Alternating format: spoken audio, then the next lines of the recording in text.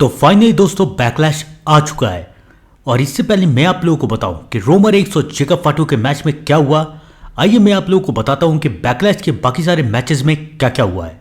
तो बैकलैश बस कुछ घंटों की दूरी पे है। कुछ घंटे के बाद बैकलैश हमें देखने को मिल जाएगा। तो बैकलैश देगा आज रात 3:30 बजे। और इसे हम लोग कहाँ देख सकते हैं, तो इसे हम लोग सिर्फ और सिर्फ नेटफ्लिक्स में देख सकते हैं। लेकिन अगर आप लोगों के पास नेटफ्लिक्स नहीं है तो टेंशन लेने की थोड़ी भी बात नहीं है। मैं हूं ना, मैं अपने चैनल पे बैकलैश का लाइव अपडेट दूंगा। तो अगर आपने मेरे चैनल को अभी तक सब्सक्राइब नहीं किया तो मेरे चैनल को सब्सक्राइब करके बेल आइकन को दबा दीजिए ताकि आपसे बैकलैश का कोई भी अपडेट मिस ना हो पाए। तो आइए दोस्तों अब करते हैं इस वीडियो को शुरू और जानते हैं कि बैकलैश में क्या क्या होने वाला है।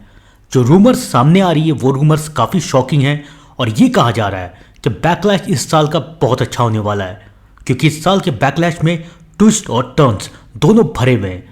भाई मैं क्या बताऊं क्या क्या रूमर्स सामने आ रही है, डब्ल्यूडब्ल्यूई ने क्या क्या प्लान किया है, क्योंकि काफ़ी महीनों से डब्ल्यूडब्ल्यूई फैंस डब्ल्यूडब्ल्यूई की बुराई कर रहे हैं कि डब्ल्यूडब्ल्यूई घटिया हो चुका है, डब्ल्यूडब्ल्यूई पसंद नहीं आ रहा है, कोई अच्छी स्टोरी लाइन नहीं है।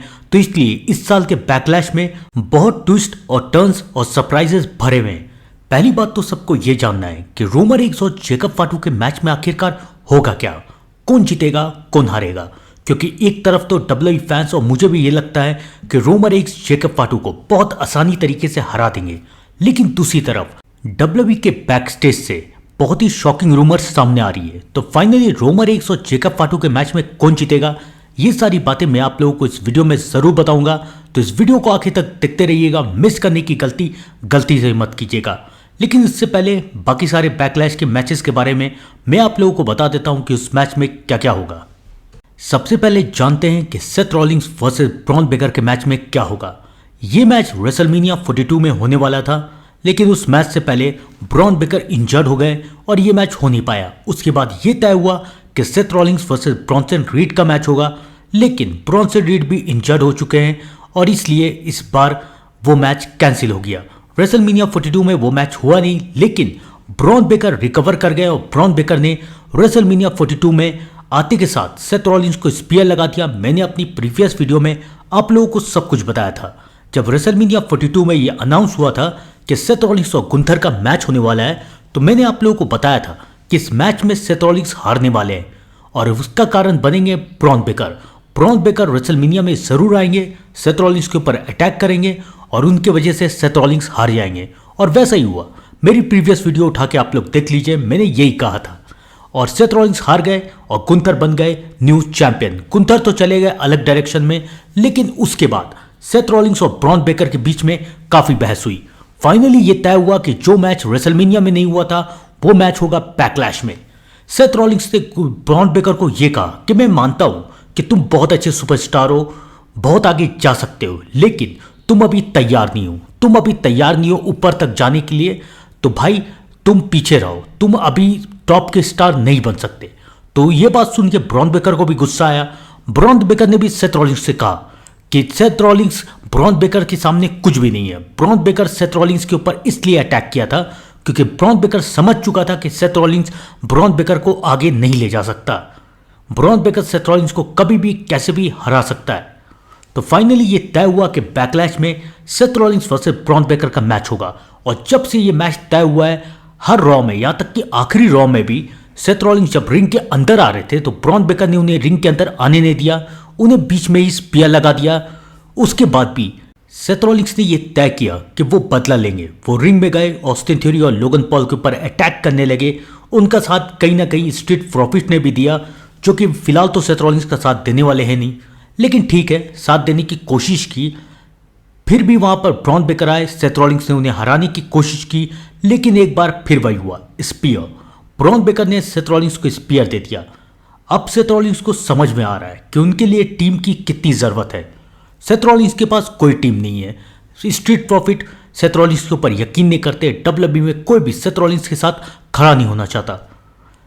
तो इस मैच में क्या होगा, तो सेथ रॉलिंस और ब्रॉन बेकर के मैच में फाइनली ब्रॉन्सन रीड भी रिटर्न आएंगे और ब्रॉन्सन रीड की वजह से सेथ रॉलिंस इस मैच को हार जाएंगे और इस मैच के विनर बनेंगे ब्रॉन बेकर। इस मैच में ब्रॉन बेकर को जीतने से कोई नहीं रोक सकता। और ये जीत इसलिए भी जरूरी है क्योंकि इस जीत के बाद सेथ रॉलिंस को यह एहसास होगा कि उन्हें भी एक टीम की जरूरत है। और मैं एक बार नहीं, दो बार नहीं, बल्कि कई बार कह चुका हूं कि सेथ रॉलिंस के पास सिर्फ एक ही टीम है जिसे सेथ रॉलिंस ज्वाइन कर सकते हैं, और वो टीम है रोमन रेंस की new blood line, the first family. Seth Rollins उस टीम को ज्वाइन कर सकते हैं, रोमन रेंस की मदद ले सकते हैं। रोमन रेंस भी रॉ में, सेथ रॉलिंस भी रॉ में, और रॉ में उनके कई सारे दुश्मन हैं। रॉ के सुपरस्टार न सेथ रॉलिंस के ऊपर यकीन करते हैं, न रॉ के सुपरस्टार रोमन रेंस के ऊपर यकीन करते हैं। तो अब इन दोनों को ही एक साथ आना पड़ेगा एक दूसरे के लिए मदद करने के लिए, क्योंकि ये फॉर्मर शील्ड मेंबर है। तो फाइनली हमें इस मैच के हार के बाद सेथ रॉलिंस और रोमन रेंस का रियूनियन भी देखने को मिल सकता है। तो आप लोग भी कमेंट में जरूर बताइए कि आपको क्या लगता है कि इस मैच में क्या होगा, कौन जीतेगा, कौन हारेगा। बैकलैश में फाइनली एक बार फिर से जॉन सीना रिटर्न आ रहे हैं। भाई जॉन सीना का रिटायरमेंट हो चुका था गुंथर के साथ मैच करने के बाद। उसके बाद जॉन सीना के लिए रेसलमेनिया 42 में अनाउंसमेंट किया गया कि जॉन सीना आने वाले हैं, क्योंकि डब्ल्यूडब्ल्यूई को पता चल चुका था कि उनकी टीआरपी गिरती जा रही है, तो किसी न किसी को तो वापस बुलाना ही पड़ेगा। तो जॉन सीना को बुलाया गया। जॉन सीना ने कोशिश की नाइट 1 और नाइट 2 होस्ट करने की, और जॉन सीना ने काफी अच्छा होस्ट भी किया। लेकिन उसके बाद डब्ल्यूडब्ल्यूई की टीआरपी बढ़ी नहीं, और इसलिए रेसलमेनिया के जस्ट बाद जो बैकलैश आने वाला है नेक्स्ट पेपर व्यू, उसमें भी जॉन सीना को बुलाया जा रहा है। और सिर्फ इतना ही नहीं, ये नहीं है कि बस होस्ट करने के लिए जॉन सीना को बुलाया जा रहा है, बल्कि ये कहा जा रहा है कि जॉन सीना एक बहुत ही हिस्ट्री मेकिंग न्यूज़ को अनाउंस करेंगे। ऐसी न्यूज़ को जो अभी तक किसी ने भी डब्ल्यूडब्ल्यूई में अनाउंस नहीं किया है। तो वो क्या हो सकता है? वो सिर्फ दो ही चीज़ हो सकती है। पहला तो ये कि शायद जॉन सीना किसी ब्रांड के, रॉ के या स्मैकडाउन के मैनेजर बन जाए, जीएम बन जाए। ये भी हो सकता है। जॉन सीना को अभी डब्ल्यूडब्ल्यूई में रखना डब्ल्यूडब्ल्यूई की मजबूरी है, क्योंकि डब्ल्यूडब्ल्यूई की थोड़ी बहुत जो टीआरपी है वो इसलिए भी आ सकती है ताकि जॉन सीना डब्ल्यूडब्ल्यूई में आ सके। तो भाई डब्ल्यूडब्ल्यूई में जॉन सीना अगर आ गए तो ऐसा भी हो सकता है कि शायद वो जीएम बन जाए किसी ब्रांड के, रॉ के, स्मैकडाउन के बन सकते हैं। और दूसरा कि जॉन सीना ये अनाउंस कर दे कि वो रिटायरमेंट से बाहर आने वाले हैं। ये भी हो सकता है कि क्योंकि डब्ल्यूडब्ल्यूई तो अब हर पेपर व्यू में जॉन सीना को बुला ही रही है, तो ऐसे भी बुला ही लो। हर पेपर व्यू में फाइट भी कर लेंगे जॉन सीना, और जॉन सीना की सेहत भी काफ़ी अच्छी है, जॉन सीना फाइट कर भी सकते हैं। ऐसा भी नहीं है कि जॉन सीना इंजर्ड हो चुके हैं, डॉक्टर ने जॉन सीना को मना किया है कि जॉन सीना कोई फाइट नहीं कर सकते। जॉन सीना कर सकते हैं फिलहाल तो, तब तक तो जब तक डब्ल्यूडब्ल्यूई में कोई भी स्टार नहीं है, तब तक फाइट कर सकते हैं जब तक डब्ल्यूडब्ल्यूई स्टेबल ना हो। अभी डब्ल्यूडब्ल्यूई स्टेबल नहीं है। डब्ल्यूडब्ल्यूई की पेपर व्यूज़ की वैल्यू गिरती जा रही है। सिर्फ 2-3 सुपरस्टार को छोड़ के डब्ल्यूडब्ल्यूई में सब शो पूरा खत्म होता जा रहा है। रॉ तो तब भी ठीक ठाक चल रहा है, लेकिन स्मैकडाउन की रेटिंग कम पे कम होती जा रही है। स्मैकडाउन की रेटिंग, इस स्मैकडाउन में कोई स्टोरी लाइन समझ में नहीं आ रहा है कि क्या हो रहा है, क्यों हो रहा है। किसी को कुछ समझ में नहीं आ रहा है कि स्मैकडाउन में आखिरकार हो क्या रहा है। तो भाई साहब ये सब संभालने के लिए जॉन सीना को डब्ल्यूडब्ल्यूई में वापस आना पड़ेगा। या एक और अनाउंसमेंट हो सकती है कि जॉन सीना शायद नया डब्ल्यूडब्ल्यूई टाइटल अनाउंस करे, कि नया टाइटल बेल्ट जिसके लिए सब कोई फाइट कर सके, वो भी अनाउंस कर सकते हैं। कुछ भी हो सकता है। तो इन तीनों में से एक ही न्यूज़ होगी जो कि जॉन सीना बैकलैश में अनाउंस करने वाले हैं।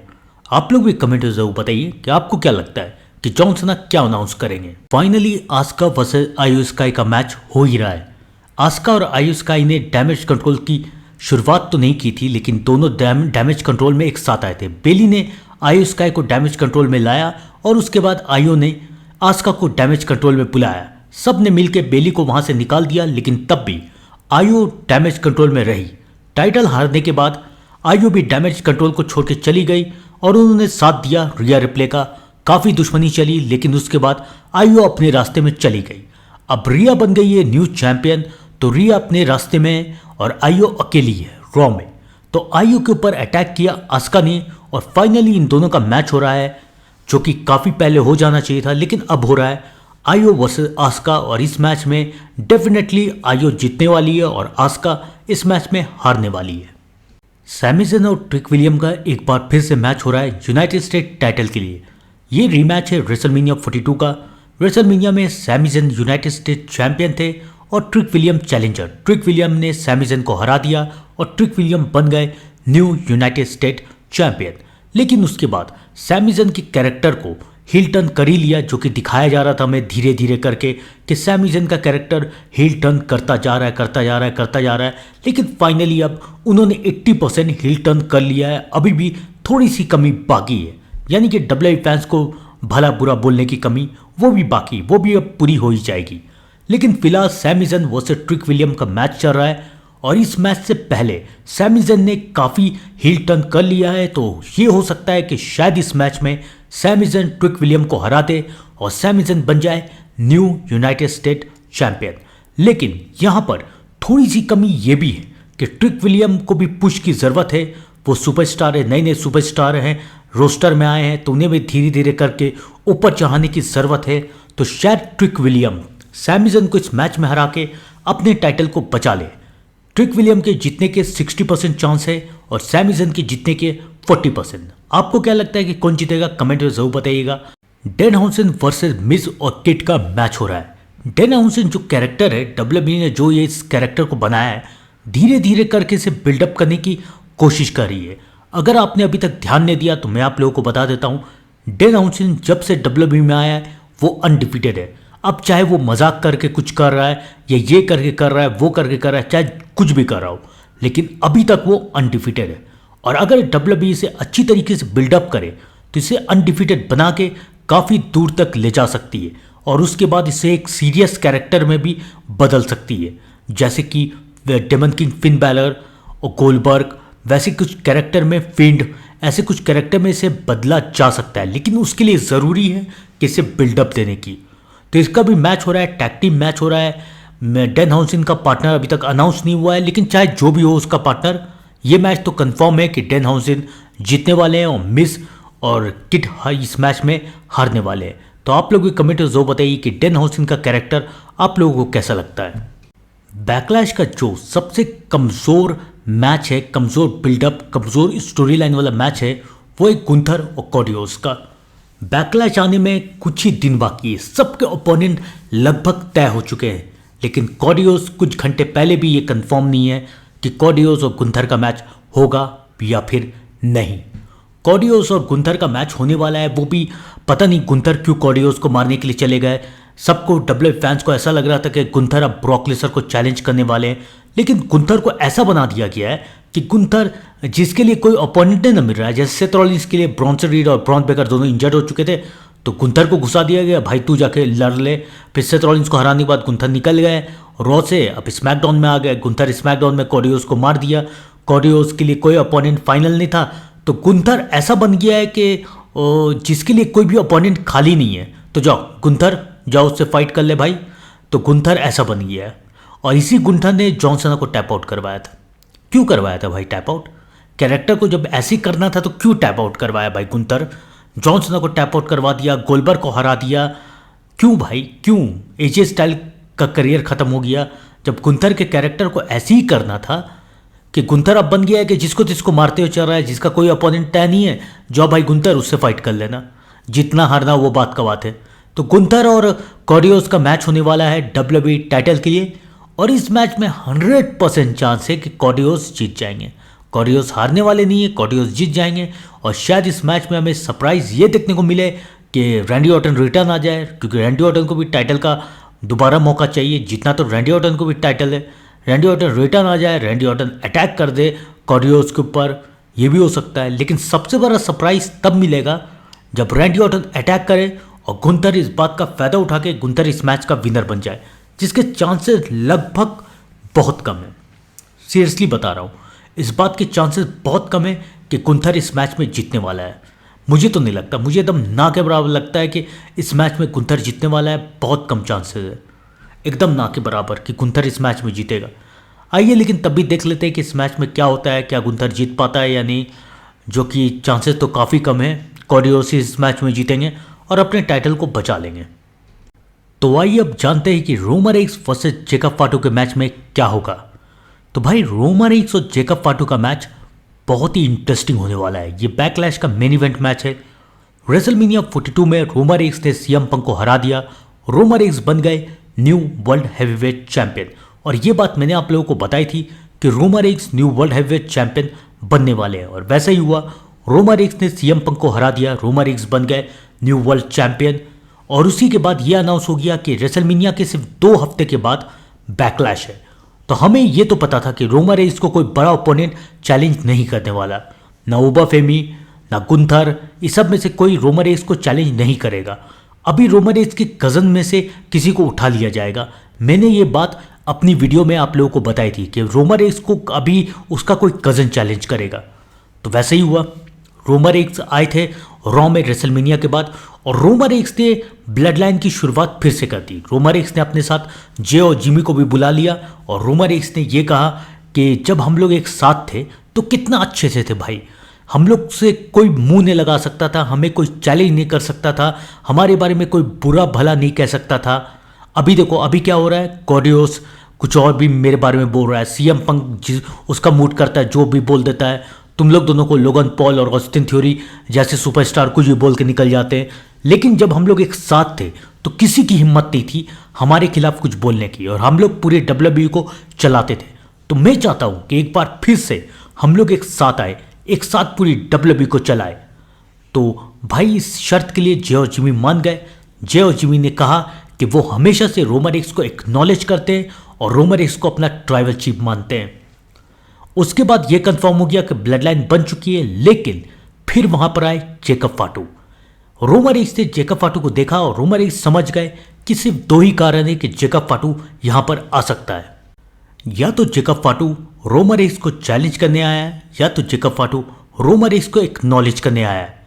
तो जेकब फाटू ने यह क्लियर कर दिया कि वो रोमन रेंस को चैलेंज करना चाहता है।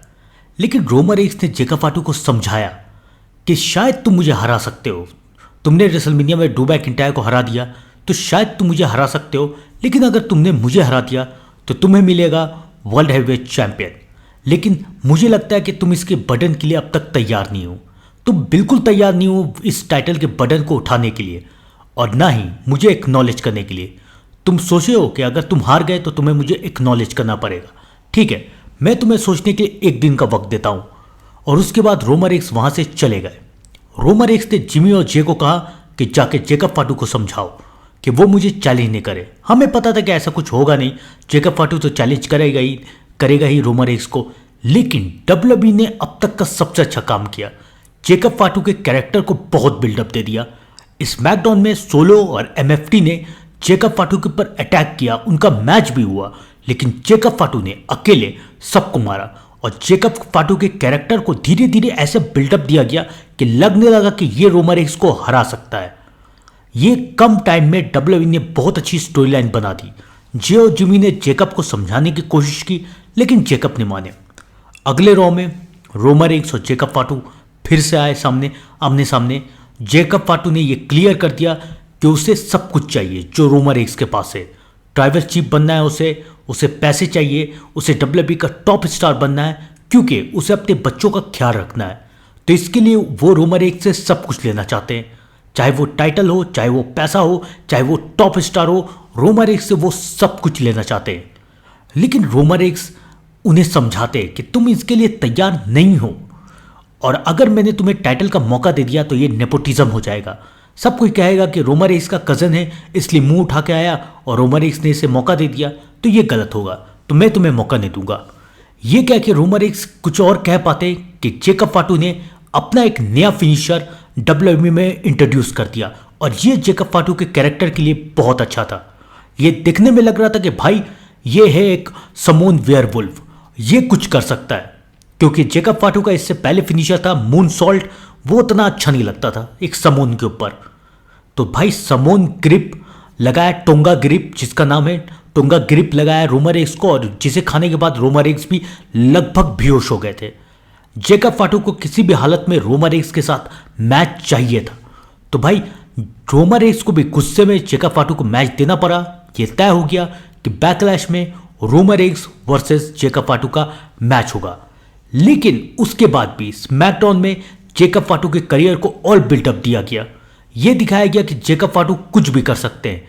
वो जो अपना नया फिनिशर लेके आए टोंगा ग्रिप, उससे वो किसी को भी हरा सकते हैं। ताला तोंगा जो कि सबसे बड़े हैं 7 फुट 2 इंच के, उसे भी जेकब फाटू ने इस फिनिशर से गिरा दिया और उठा के चॉक स्लैम भी दे दिया। तो ये फिनिशर जेकब फाटू के ऊपर शूट कर रहा है। अब लग रहे हैं जेकब फाटू खतरनाक। आखिरी रॉ में जो कि बैकलैश से पहले था, उसमें फाइनली रोमन रेंस और जेकब फाटू का कॉन्ट्रैक्ट साइनिंग हो रहा था। रोमन रेंस ने एक बार फिर से जेकब फाटू को समझाने की कोशिश की, रोमन रेक्स ने सोचा कि वो समझा देंगे।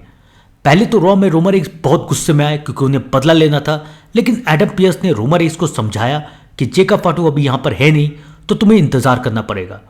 जे और जिमी भी रॉ में आए थे और जे और जिमी ने साफ साफ कह दिया कि वो रोमन रेक्स के साथ है, वो रोमन रेक्स का साथ देंगे। जेकब फाटू भी उनके कजन है, लेकिन जेकब फाटू को यह समझना पड़ेगा कि असली ट्राइबल चीफ कौन है। तो असली ट्राइबल चीफ रोमन रेक्स है, तो उसे रोमन रेक्स को एक्नॉलेज करना पड़ेगा, रोमन रेक्स से माफी मांगनी पड़ेगी। उसके बाद हुआ कॉन्ट्रैक्ट साइनिंग रोमन रेक्स और जेकब फाटू के बीच में। इस कॉन्ट्रैक्ट साइनिंग में रोमन रेक्स बहुत गुस्से में थे। रोमन रेक्स ने जेकब फाटू से कहा कि तुम मुझसे क्या चाहते हो, तुम मेरी बेइज्जती कैसे कर सकते हो, तुमने जो फिनिशर यूज किया टोंगा ग्रिप वो हम सब बाहर यूज करते हैं दूसरे लोगों के ऊपर, लेकिन मैं तुम्हारा ट्राइबल चीफ हूं, मैं तुम्हारी ब्लड लाइन हूं और तुमने मुझ पे ही वो यूज कर दिया। तुम्हारी हिम्मत कैसे हुई ये करने की? मैं ट्राइबल चीफ हूं तुम्हारा, तुम्हें मुझे एक्नॉलेज करना चाहिए। और तुम क्या बार बार कह रहे हो कि तुम्हें अपने बच्चों को अच्छे स्कूल में भेजना है, तुम्हें अपने बच्चों को अच्छे से पालना है, तुम्हारे ऊपर सिर्फ 7 बच्चों की जिम्मेदारी है, लेकिन मेरे ऊपर पूरे फैमिली के 70 बच्चों की जिम्मेदारी है। तो मैं ट्राइबल चीफ हूं, तुम अभी तक तैयार नहीं हो कि तुम मेरा सामना कर सको, तुम्हें मेरे पोजीशन चाहिए ना, वो कभी नहीं मिल सकती तुम्हें। उसके बाद ऑडियंस भी ओटीसी चिल्लाने लगे। तो रोमन रेक्स ने ये कहा, देखो सब चिल्ला रहे क्योंकि ये सब मेरा है। मैंने कई बार कहा है, कई बार पहले भी कह चुका हूं कि ये WWE का रिंग, ये WWE की ऑडियंस, WWE का बेल्ट सब मेरा है। तुम्हें पता है कि मेरे आने से पहले इस वर्ल्ड हैवीवेट टाइटल की क्या वैल्यू थी? कोई वैल्यू नहीं थी, ये सेकेंडरी चैंपियनशिप था। लेकिन जब से ये मेरे पास आया तब से ये प्राइमरी बन चुका है, मैं इसे लेके मेन इवेंट कर रहा हूं। तो तुम इसके लिए तैयार नहीं हो कि तुम इस टाइटल को जीत सको, तो भाई मैं तुम्हें हराऊंगा और तुम ऐसा करने से रोक नहीं सकते। जेकब फाटू को यह सुन के गुस्सा आ गया और जेकब फाटू ने रोमन रेक्स के ऊपर अटैक किया। रोमन रेक्स ने भी जेकब फाटू के ऊपर अटैक किया, लेकिन आखिरी का टोंगा ग्रिप जो है वो रोमन रेक्स के ऊपर भारी पड़ गया और जेकब फाटू भी रोमन रेक्स के सामने खड़े हो गए। तो भाई जेकब फाटू ने रोमन रेक्स को बार बार डोमिनेट किया है और जब से ये मैच अनाउंस हुआ है तब से सबको ये जानते थे कि इस मैच में रोमन रेक्स जेकब फाटू को हराने वाला है और रोमन रेक्स इस मैच के विनर बनेंगे। लेकिन उसके बाद बैक स्टेज से एक रूमर्स सामने आने लगी। रूमर्स ये आने लगी कि रोमन रेक्स और टीक्यू के बीच में कॉन्ट्रैक्ट को लेके कुछ बहस चल रही है। टीक्यू चाहते हैं कि रोमन रेक्स ज़्यादा टाइम तक के कॉन्ट्रैक्ट को साइन करे, लेकिन रोमन रेक्स इसके लिए अभी तक तैयार नहीं है। बहस काफ़ी हद तक बढ़ गई और रोमन रेक्स को जून के शो से हटा दिया गया। और इस शॉकिंग रूमर्स के बाद WWE फैंस को डर लग रहा है। WWE फैंस को लग रहा है कि कहीं इसके वजह से रोमन रेक्स को हरा नहीं दिया जाए, क्योंकि रोमन रेक्स जून में आने वाला नहीं है, तो शायद इसके लिए रोमन रेक्स को हरा के जेकब फाटू को चैंपियन नहीं बना दिया जाए। तो WWE फैंस को डर लगने लगा। लेकिन अभी भी 75% चांस है कि रोमन रेक्स जीतने वाले हैं, बहुत ही कम परसेंट चांस है कि जेकब फाटू जीतेंगे। लेकिन अगर ये हो गया तो ये अब तक की सबसे शॉकिंग न्यूज़ रहेगी, क्योंकि भाई बैकलैश में इतना बड़ा पहला ही टाइटल डिफेंस में रोमन रेक्स हार जाएगा, वो भी जेकब फाटू के साथ। ये भाई बहुत ख़राब बात है। लेकिन अगर जेकब फाटू भी जीतने वाले हैं तो उनके जीतने के चांसेस भी काफ़ी इधर उधर है। कैसे जीतेंगे? नॉर्मली पिन में रोमन रेक्स को नहीं हरा सकते जेकब फाटू। जेकब फाटू अगर जीतेंगे तो उसके लिए बहुत सारे सुपरस्टार को वहाँ पर आना पड़ेगा, जैसे कि ज़िला फाटू जो कि एक टाइम पे जेकब फाटू के टैग टीम पार्टनर थे, उनके भाई है, उनके कज़न हैं ज़िला फाटू जो कि उमागा के बेटे हैं। तो ज़िला फाटू WWE में फाइनली अपना डेब्यूट कर सकते हैं और ज़िला फाटू रोमन रेक्स के ऊपर अटैक करके रोमन रेक्स को इस मैच में हरवा सकते हैं। तो ये हो सकता है कि रोमन रेक्स इस मैच में ज़िला फाटू की तरफ से हार जाए, या तो एक और रूमर सामने आ रही है कि रोमन रेक्स के कज़न जे और जिमी फाइनली जेकब फाटू का साथ दे दे और जेकब फाटू उन लोगों को की मदद से रोमन रेक्स को हरा दे। लेकिन मुझे नहीं लगता कि ये पॉसिबल है। ज़िला फाटू दे सकते हैं, लेकिन जे और जिमी रोमन रेक्स का साथ ना दे, ये अभी पॉसिबल नहीं है। तो देखो क्या होता है। तो ये रूमर सामने आ रही है कि रोमन रेक्स और जेकब फाटू के मैच में ऐसा ही होने वाला है। तो आपको क्या लगता है कि इस मैच में कौन जीतेगा, रोमन रेक्स या फिर जेकब फाटू? शायद ये रूमर्स इसलिए फैलाई जा रही है टीक्यू और रोमन रेक्स की कि शायद इस वजह से मैच इंटरेस्टिंग बन जाए। जो WWE फैंस ये सोच रहे हैं कि रोमन रेक्स क्लियर विनर है, शायद उन्हें इंटरेस्ट आ जाए कि शायद जेकब फाटू भी जीत सकता है। भाई जेकब फाटू भी रोमन रेक्स को हरा सकता है। अगर इस तरह से सोच के रोमन रेंस और टीकेओ के बहस को की रूमर्स उड़ाई जा रही है, तो ये एक बहुत अच्छा मूव है WWE का, क्योंकि रोमन रेंस और जेकब फाटू का मैच अब काफ़ी पॉपुलर हो चुका है, वो भी सिर्फ 2 हफ्ते में। 2 हफ्ते में जेकब फाटू और रोमन रेंस का मैच काफ़ी हद तक ऊपर जा चुका है। तो रोमन रेंस का पहला ही टाइटल डिफेंस काफ़ी अच्छा जा रहा है, काफ़ी न्यूज़ में है, क्योंकि WWE फैंस को कहीं ना कहीं डर लग रहा है कि कहीं टीकेओ की वजह से रोमन रेंस ये मैच में हार नहीं जाए और जेकब फाटू न्यू वर्ल्ड चैंपियन ना बन जाए, क्योंकि जिला फाटू के भी डेब्यूट होने की न्यूज़ आ रही है। ये भी हो सकता है कि जिला फाटू डेब्यूट तो करे, लेकिन वो साथ दे the tribal chief, the head of the table Roman Reigns का। तो भाई अगर ये WWE की मूव है कि रोमन रेंस और टीकेओ के बहस की रूमर्स उड़ा दे ताकि रोमन रेंस और जेकब फाटू के मैच को और भी हाइप मिले, तो WWE अपने इस मूव के लिए बहुत ही ज़्यादा तारीफ के काबिल है। और WWE ने अगर ऐसा किया है तो WWE की ये मूव बहुत अच्छी है।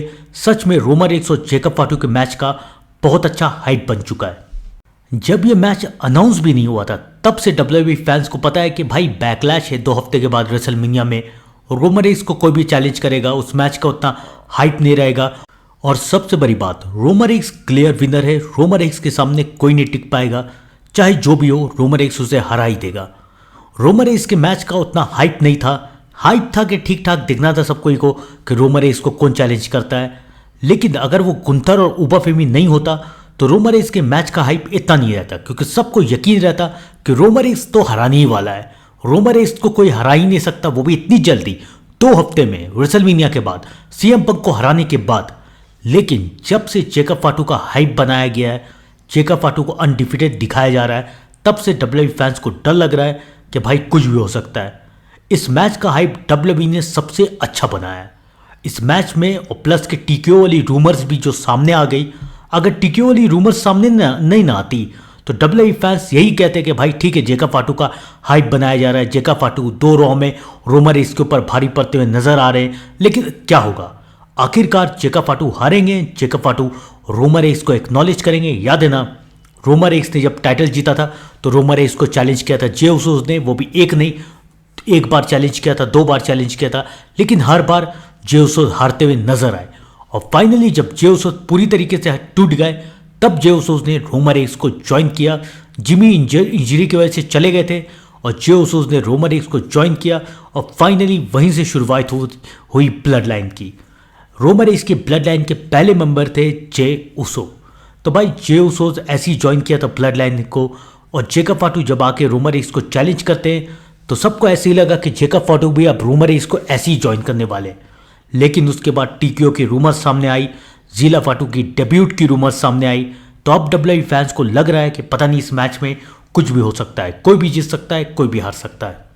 लेकिन अभी भी मुझे चांस कम ही लग रहा है। 75% चांस है कि रोमन रेंस इस मैच में जीत के जेकब फाटू को हरा देंगे। भले ही मैच के बाद जिला फाटू वहां पर आ जाए, दोनों मिलकर रोमन रेंस के ऊपर हमला कर दे, अटैक कर दे, इंजर्ड कर दे, वो बात की बात है। लेकिन रोमन रेंस इस मैच में हारेंगे नहीं, वो भी रेसलमेनिया में सीएम पंक को हराने के बाद रोमन रेंस इतनी जल्दी इस मैच में हार नहीं सकते। मुझे नहीं लगता, मुझे थोड़ा चांस अभी भी कम लग रहा है कि रोमन रेंस इस मैच में क्लियर तरीके से जेकब फाटू से हार जाएंगे। तो भाई क्योंकि रोमन रेंस को अगर टाइटल ड्रॉप करना होगा तो सिर्फ 2 ही ऐसे इंसान हैं जिसके ऊपर रोमन रेंस टाइटल ड्रॉप कर सकता है, और जिसके बारे में ये रूमर्स भी थी कि रोमन रेंस इन दोनों में से किसी एक को टाइटल दे सकता है, और वो भी अभी नहीं, समरस्लैम में या फिर रेसलमेनिया 43 में।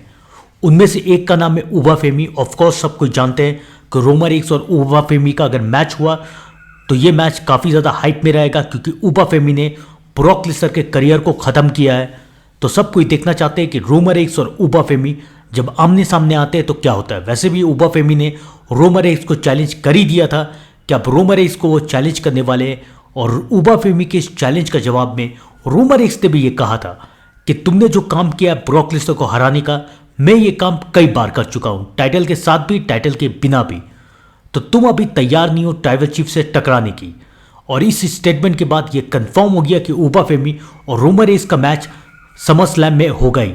और उबा फेमी और रोमन रेंस का मैच अगर समर स्लैम में होता है तो उसके बाद ये गारंटी है कि रोमन रेंस अपना टाइटल उबा फेमी को ड्रॉप कर देगा। उबा फेमी भी अभी तक WWE के मेन रोस्टर में अनडिफीटेड है, वो अभी तक हारा नहीं है। NXT की बात नहीं कर रहा हूँ मैं, मेन रोस्टर की बात कर रहा हूँ। अभी तक अनडिफिटेड है उबाफेमी। तो भाई उबाफेमी और रोमन रेंस का मैच हो तो रोमन टाइटल ड्रॉप कर सकता है, लेकिन जेकब फाटू से बहुत कम चांसेस है कि रोमन रेंस टाइटल ड्रॉप करे, और मुझे लगता भी नहीं है कि करना भी चाहिए। तो आपको क्या लगता है कि रोमन रेंस और जेकब फाटू के मैच में क्या होगा? कमेंट में ज़रूर बताइएगा। और अगर आपने मेरे चैनल को अभी तक सब्सक्राइब नहीं किया तो चैनल को सब्सक्राइब करके बेल आइकन को दबा दीजिए, क्योंकि मैं बैकलैश का लाइव अपडेट देने वाला हूं, तो ये अपडेट आपके हाथों से मिस ना हो। तो सब्सक्राइब कर लीजिए चैनल को। तब तक के लिए thank you and good bye.